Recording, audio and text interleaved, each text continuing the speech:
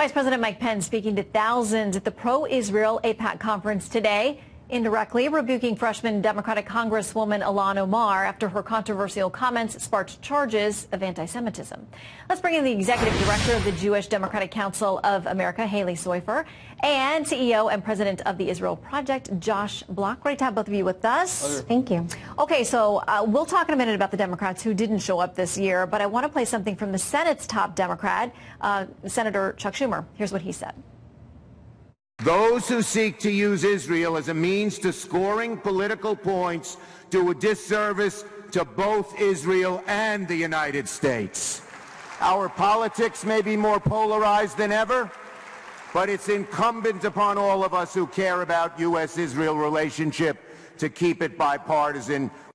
And Haley, that's been the case for decades. It seems like there are some schisms now within the Democratic Party about AIPAC in particular, but, you know, even the conversation around Israel, its foreign policy, and U.S. support for that. Well, we completely agree with Senator Schumer. The U.S.-Israel relationship has been and should continue to be a bipartisan issue. We reject any attempts to politicize U.S. support for Israel, and we see on both sides the majority of the Democrats and the Republicans actually share that view. So while there might be a small minority of voices who are voicing different views on this matter, we actually believe that there is a larger majority that, and certainly represented by the Democratic-controlled House, that would like to maintain bipartisan support for Israel. We know a lot of the 2020 contenders, it's their choice whether they want to go or find a way to make an appearance there, and in some campaign cycles, they're there.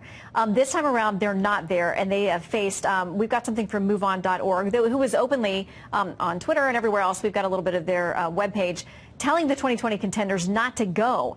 They wanted them to skip, and they were celebrating that, saying after MoveOn, members asked candidates to skip the AIPAC conference. No 2020 Democratic presidential candidates are yet publicly committed to attend the AIPAC conference in D.C. this weekend. That was on Friday. And, Josh, they didn't show up. Well, it's a very interesting game that MoveOn was playing here. It's kind of intriguing.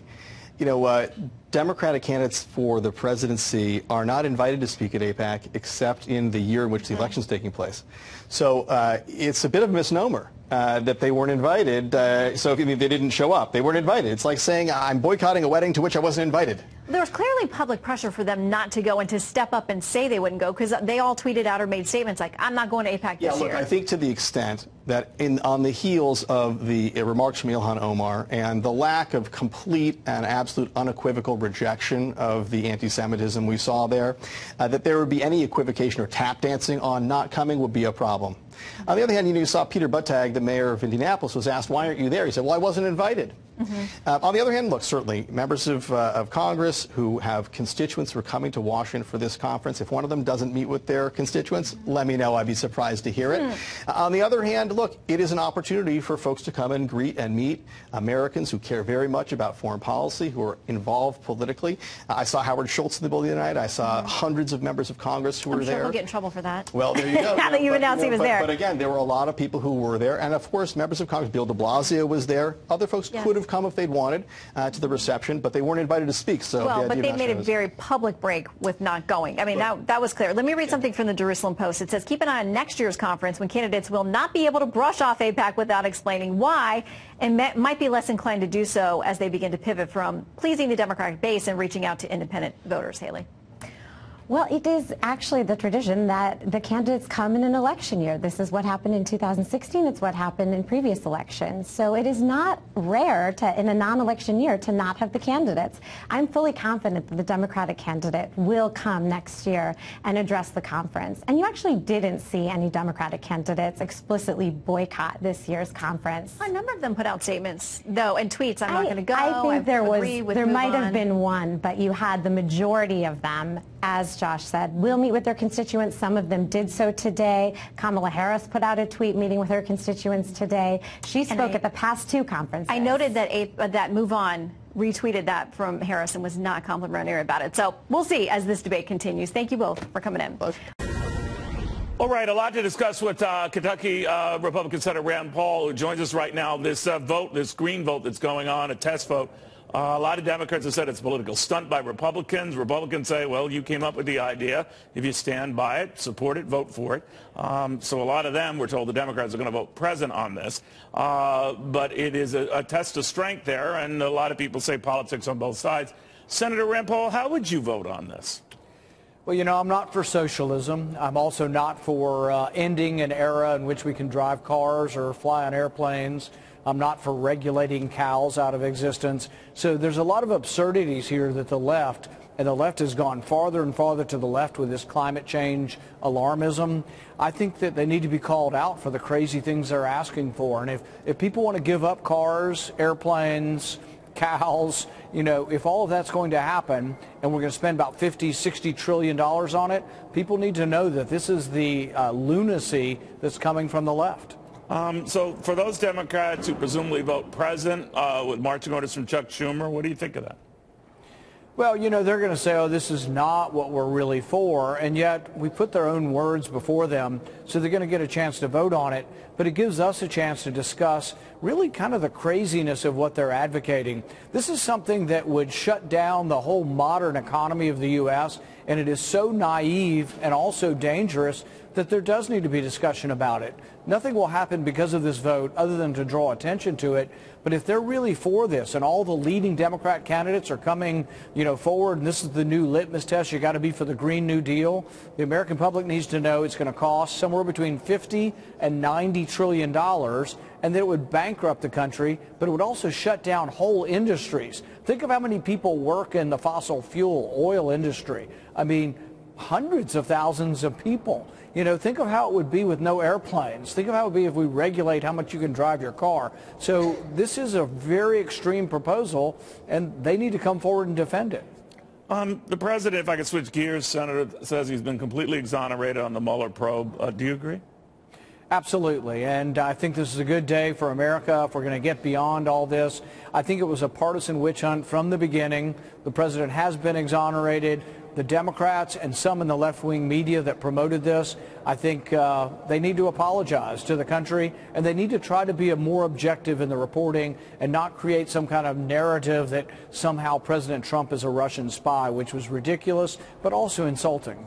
Apparently, though, it's not open and shut when it came to the obstruction of justice charge. Democrats want to see that report quickly so they can conclude for themselves. Attorney General Barr has said, you know, one way or the other, there was nothing conclusive on that front. And if he was wrong on that, then Mueller certainly would have corrected him. But what do you think about that? I think that you can't obstruct justice when there wasn't a crime. How do you cover up for a crime that didn't occur? So if President Trump and nobody in his campaign colluded with Russia, which was the accusation, if they didn't do that, how can they be covering up for something they didn't do? So I think it's this idea that where's the burden? It's sort of like somebody stole some groceries in New York today. Are you guilty of it, Neil? Do you have to prove that you're not guilty, or should the government have to prove you're guilty? It sort of turns it on his head that's like, oh, the president needs to prove that he didn't obstruct justice. No, that's the government's job, and they have a burden to prove it. They couldn't prove it, but there also was no crime, so you can't obstruct a crime that didn't happen. If it were groceries, people might suspect I would have seized on it, Senator. Could I ask you something, though, about this request that Papadopoulos' camp has had, and others, I'm sure, down the road for pardons from this president? Do you think he should pardon anyone?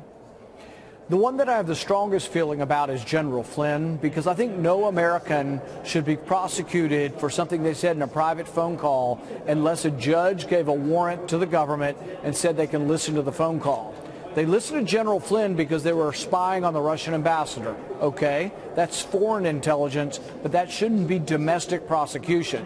So what they did to Flynn should not only was unfair, but I think should be unconstitutional. And I've been bugging the president for years to come forward and fix this for all Americans and say that no foreign intelligence gathering of information could ever be used against an American citizen in court for a crime unrelated to terrorism. So what they did to General Flynn was unfair, and I have told the president, he's not responded to me, but I've told him my opinion is that he ought to pardon General Flynn. The president, meanwhile, has gone after those who appeared on TV throughout this 2-year saga, including, people like the former CIA director, John Brennan, who all but called him, I believe he did, a traitor. Do you think anyone who said stuff like that, particularly those who are in a position of power, should apologize? You know, I think with people like John Brennan and James Clapper, who are known to have lied in their official capacity, that their partisanship is really unbecoming, and what they've done and said about the president is unbecoming. So I can understand the president's anger towards them. And really, I do think John Brennan should have been prosecuted for tapping into Democrat computers when they were studying the issue of torture. And I think James Clapper should have been prosecuted for lying to Congress and saying they were not collecting all of our phone data when in actuality they were. So I worry about people that have that much power and control and can eavesdrop on every moment of our lives. I worry that they're dishonest, but I also worry that they've now come out of the closet as extreme partisans with extreme vitriol and hatred for the president. Senator Rand Paul, good seeing you again. Thank you very, very much.